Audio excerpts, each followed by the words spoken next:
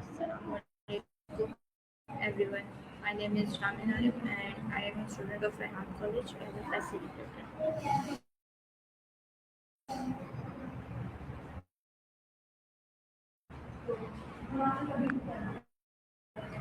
Hello. No problem. Just let me know what you're aiming for. Ah, I see. If you're exactly, I'm here to help you narrow it down. If you give me a bit of context, like whether you want something relaxing, social, creative, or something to get moving.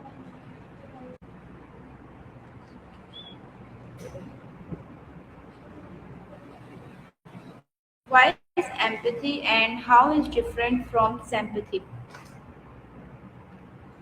Ah, that's a great question. So, empathy is really about feeling or understanding someone else's emotions, almost as if they were your own. Compassion, on the other hand, goes a step further. It's not just feeling, but also being moved to take action to help. So, they're connected, but they're distinct in that extra step of compassion having that action element. Why is empathy considered an essential skill in leadership? Absolutely. I mean, when leaders are able to empathize with their team members, they build trust, make people feel seen, and really foster a supportive environment. And that in turn boosts engagement, collaboration, and overall team success. So it's definitely essential.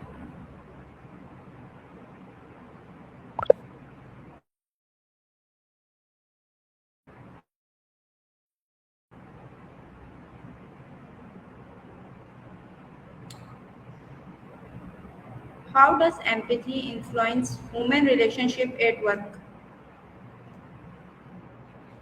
Yeah, that's a really important point. When leaders show empathy, it creates this sense of psychological safety. People feel more understood, so they're more likely to communicate openly, share ideas, and collaborate effectively. Over time, that builds stronger, more trusting relationships, which, of course, lead to better teamwork and performance. Can empathy be learned or components of empathy, emotional, cognitive, compassionate examples?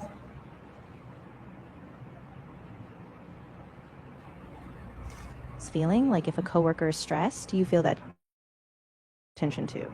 Cognitive empathy is more about understanding their perspective. So you might say, I get why you're frustrated because I see the situation from your point of view. And then compassionate empathy is when you not only understand, but you also feel motivated to help, like offering support or coming up with a solution. So all of these can grow with How practice. does an empathic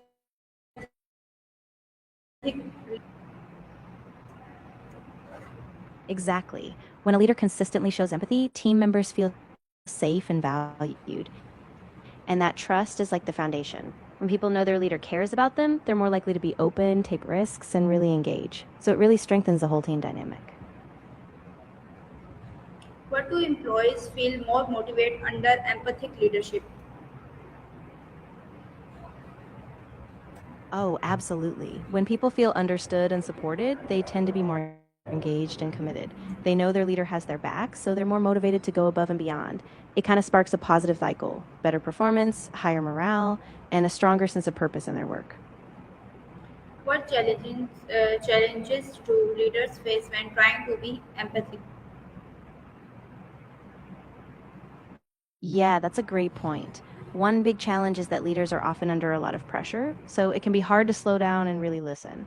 Another challenge is balancing empathy with accountability. Leaders don't want to be seen as too soft, so they have to find that middle ground. And sometimes it takes extra effort to recognize and manage their own biases so they can be truly empathetic. How does empathy help leaders manage conflicts effectively? Yeah, that, that's a great follow up. So when leaders are empathetic, they're able to approach conflicts with a genuine understanding of each side to be heard and help the team collaboratively find solutions. So empathy really helps prevent conflicts from escalating and keeps the focus on resolution. How does empathy improve collaboration among team members?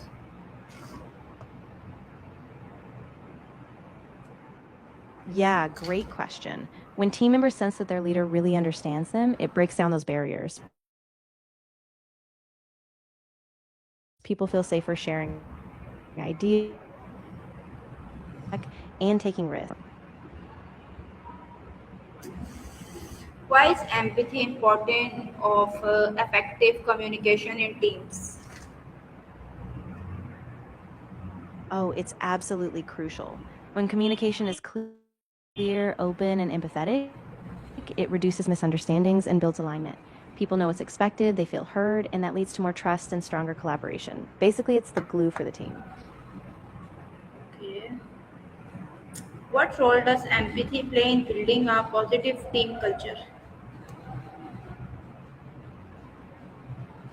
Yeah, definitely. When leaders model empathy, it sets a tone that people take cues from. So team members feel more comfortable being kind and supportive themselves.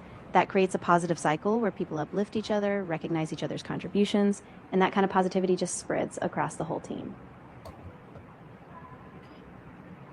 What is the link between empathy and job satisfaction? There's actually a strong connection. When employees feel that their leader understands them and cares, they tend to feel more valued and supported. That boosts their overall job satisfaction because they feel like they belong and that their well being matters. So, empathy really drives that satisfaction and engagement. How does empathy contribute to long term organizational success? Absolutely. When teams are led with empathy, it creates a more engaged, loyal workforce. People stick around longer, they're more motivated, and they're willing to go that extra mile. Over time, that stability and trust lead to better performance, innovation, and ultimately long term success in Too organizations. much empathy negatively affect leadership? Why or why not? Yeah, it can. If a leader's too empathetic, they might struggle with making tough decisions or holding people accountable because they don't want to hurt anyone's feelings. It can blur boundaries, and sometimes the leader might avoid addressing issues, which can let problems fester. So, balance is key. What are the risks of lacking empathy in leadership roles? Yeah, that's a empathetic, but still be consistent and firm when needed. Another is self awareness, understanding your own emotions and biases so they don't cloud your judgment. And also being intentional, taking time to listen, check in, and respond thoughtfully. So empathy stays purposeful, not overwhelming. How can empathy be maintained in high pressure environments? Yeah, exactly. When leaders are empathetic, it can actually lower stress and create a more supportive environment, which helps people feel more confident and capable, even under pressure. And when people feel safe, they tend to perform better, collaborate more, and stay more resilient in tough times. How does culture difference affect empathic behavior in teams? Yeah, that's a really interesting point. So, different cultures have different norms around expressing emotions and showing care. In some cultures, direct emotional sharing is common and welcomed, while in others, it might be more subtle or reserved.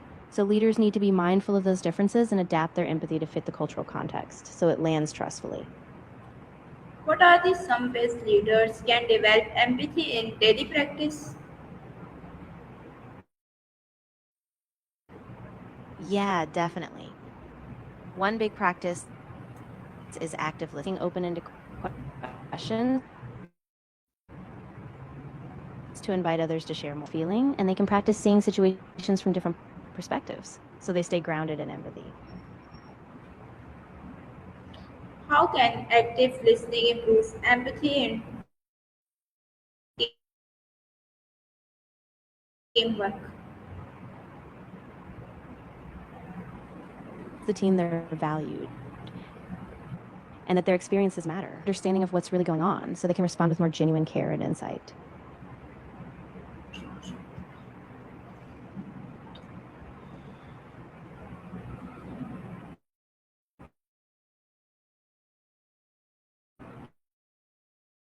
Can empathy transfer workplace conflicts into growth opportunities? How? Oh,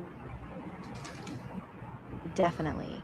When leaders bring empathy to a conflict, they help people feel understood, which calms the tension and opens up dialogue.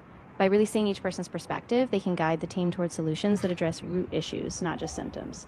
And that can actually strengthen relationships and builds more resilient, creative teams. Thank you, ChatGPT.